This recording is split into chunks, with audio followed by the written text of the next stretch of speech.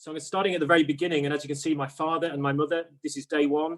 I was born 3 days after Winston Churchill died, and I don't think that they had a television, because I'm one of 6 surviving children. I think they also had a couple of others. Big family, very small place we lived in, and finding a bike and getting out and learning about the world, learning about getting away and crashing into people's cars and making an impact. It was a very friendly but busy childhood. These are my siblings, like a mafia shot. My mother in the middle, she's still sane. Learned a lot of skills. It formed me relationships, how to get what you want, or indeed hit my little brothers if I didn't get what I wanted. So we fought a lot, but we are a close family. My best friend at university was Zambian. I was chief best man at his wedding. I learned a lot there. His father had spent 10 years on death row. I met him at the wedding, and then we went out to travel around the country and saw people with nothing. It was a bit of a life-changing trip on many fronts, not least that I was the white man with rhythm.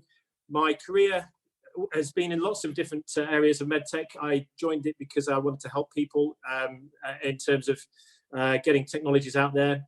Ventilation and respiratory issues formed a lot of what has made me me, but my network is what formed here, and all the people that I saw. My first trip down under to the ventilation and mask development team, I wanted to make an impact. So they're Australians, so I showed them this slide. You can imagine what happened after that with their regard of me, but they remembered me, and they're the guys that design and make all of these technologies that we're now in need of. What I learned as I went through all of this was that if you under promise and over deliver, that's good. If you help people win, that's also good. And I think as you do that through your interaction with people, you create bonds, and those bonds are very important as you go through life.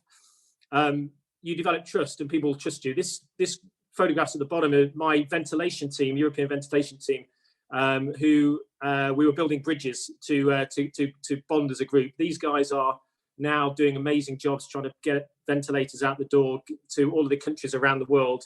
A lot of those people are still there. 10 days ago, I got involved with this corona virus. It was such a massive sort of impact. All my professional life, a lot of those people are getting involved with this, but there's also a lot of personal aspects to it. And I was contacted by a guy from the respiratory world to bring over a ventilator. He asked me if I could find a manufacturer.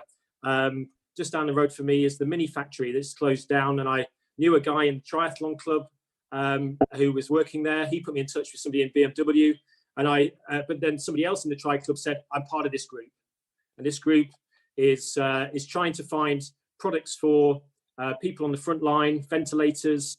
There's not enough protective gear. We need all of these gadgets, and there isn't enough of it. And they introduced me to a group of amazing people. And my first weekend with this group was just mind-blowing. The group was called NHS Hero Support. They're the picture in the top. There's just a few of them. Volunteers finding masks, protective gear, ventilators, and they are now also part of a group, a bigger umbrella group. They've been a huge amount of passion, trying to get technology, trying to get just basic protective gear. As you can see, actually Dyson have made a ventilator in the top left-hand corner. That's the proper stuff, but make do will do here. We're also in discussion with a lot of people who making simple stuff, and actually black bags are pretty good. I reached out to my expert group, all of those people I met over the year. I phoned up. I was on the phone in the middle of the night. My first 2 days of being involved with this, trying to get answers to questions, trying to find product, trying to check that products weren't taken from China, which were wrong. And my group has been amazing. These are some of the people I've reached out to in these different countries. There's Sweden, Norway, Germany, US, Australia, Malaysia. all these people I've talked to in the network, all prepared to engage, all prepared to give their time, even people that are actually selling these things. Fantastic group of people. And what I learned here, and this is reciprocity. This is about what you put in, you sow. And I think those first 50 years prepared me for getting involved in something which is completely full on. I've had very little sleep, and I've met amazing people, and it's changed my perspective on life.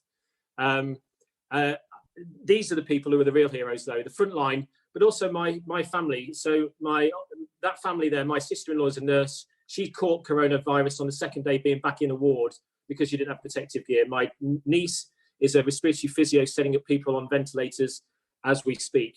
My brother's a pharmacist. All of these people. And the main message I'd like to put across here is that it's a virtual world we live in, but those personal connections really, really matter. And when we get together, we are much greater. We are much greater together. There's lots of synergy that can make solutions for what is going on here now.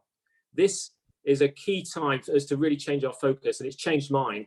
And all of this compassion that I see, all of these things that have happened in my life, have really come, and I've really had to change myself and how I see things. And I'm just in awe of all of the people, the volunteers, but mostly the people that are trying to save people's lives.